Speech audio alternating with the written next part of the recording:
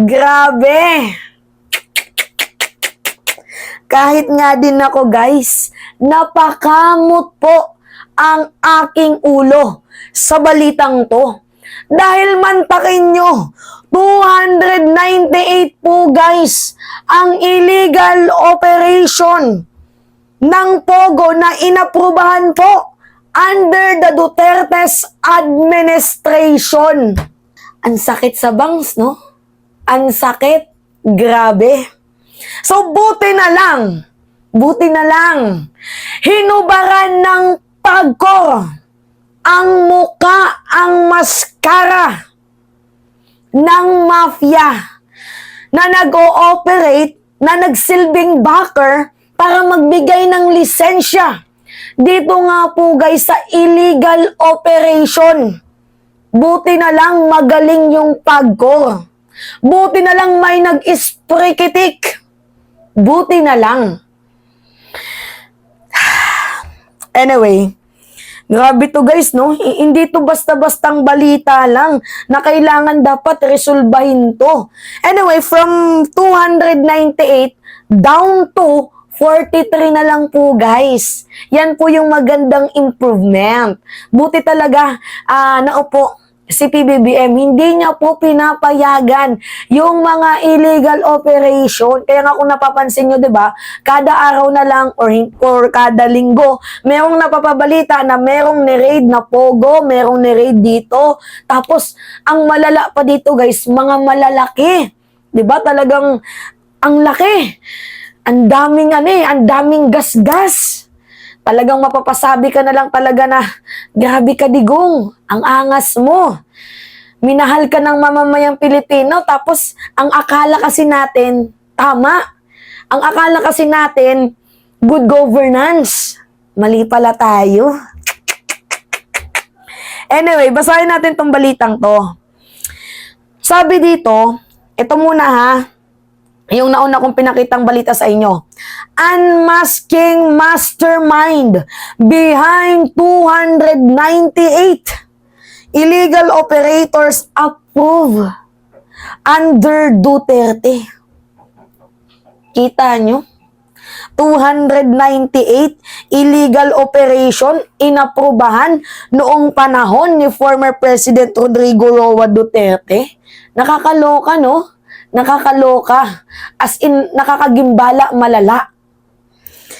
Whistleblower Tenko claims ex-cabinet member lobbied for illegal Pogo. Yan po guys yung ibinulatlat ng whistleblower na former ex-cabinet member noong panahon nga po guys ni former President Rodrigo Roa Duterte. And lahat po ng papers na yan guys, no, inaprubahan.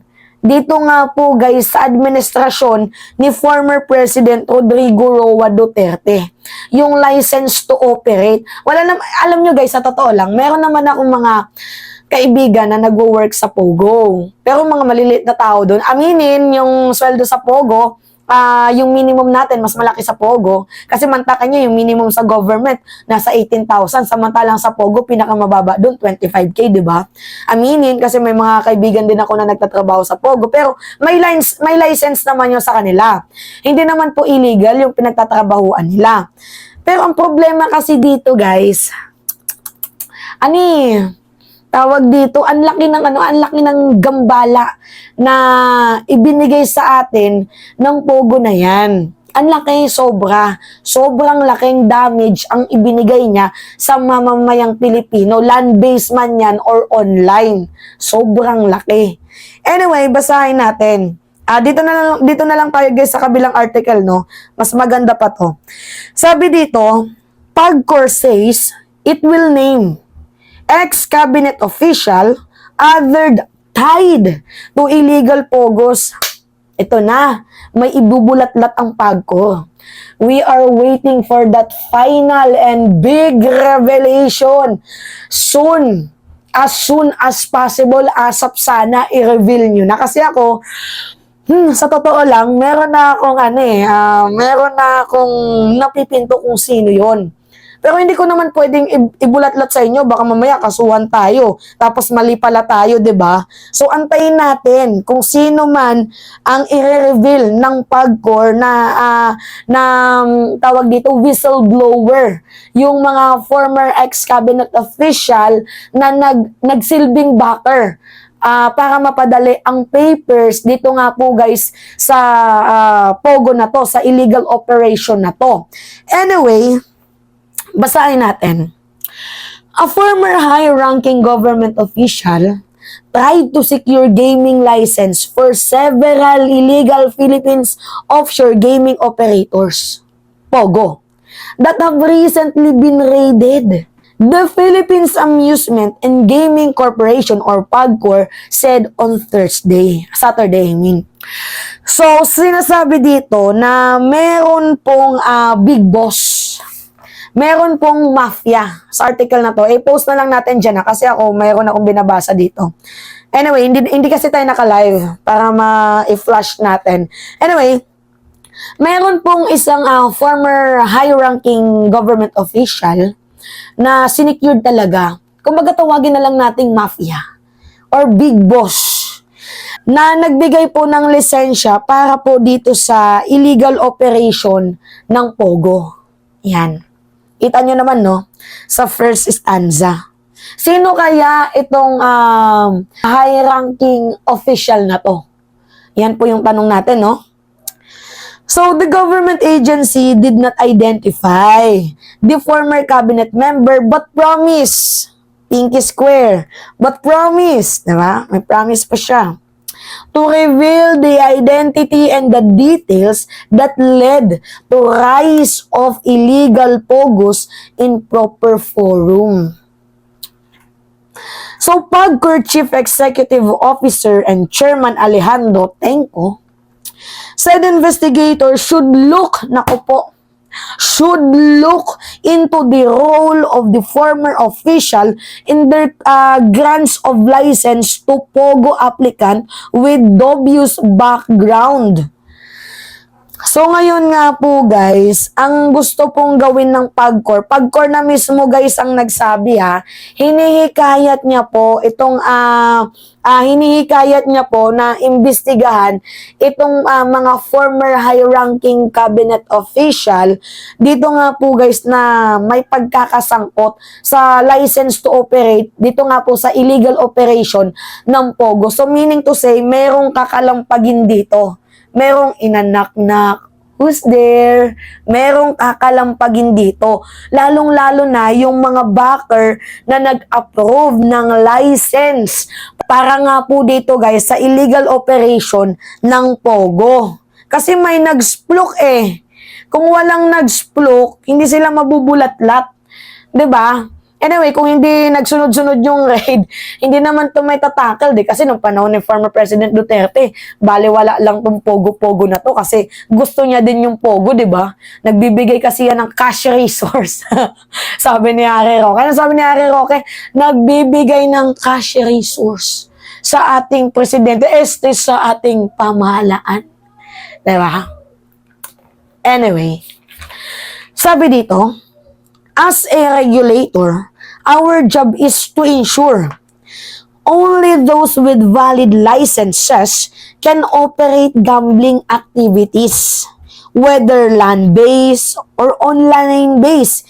Yan po yung sabi ni Tenco in a statement release on Saturday. Alam nyo guys, may mga Pogo operation naman na binigyan talaga ng license to operate. Yung hindi po illegal yung legal, yung may proper way, dumaan po sa tamang process. Meron naman po. Ang problema, sino yung gunggong na high-ranking official na nagbigay ng license to operate, yung nagsilbing backer, 'di ba? Para magbigay ng license to operate dito nga po guys sa illegal operation ng Pogo. Kasi merong mga, hindi na dapat pinayagan in the first place. Merong hindi dapat pinayagan in the first place. Mga dapat hindi na talaga binigyan ng lisensya. na dapat sa una pa lang hindi na talaga binigyan ng license. Ang problema, sino yung nagbigay? Sino yung backer? Sino yung mafia? Sino yung big boss? That is the really question here, right?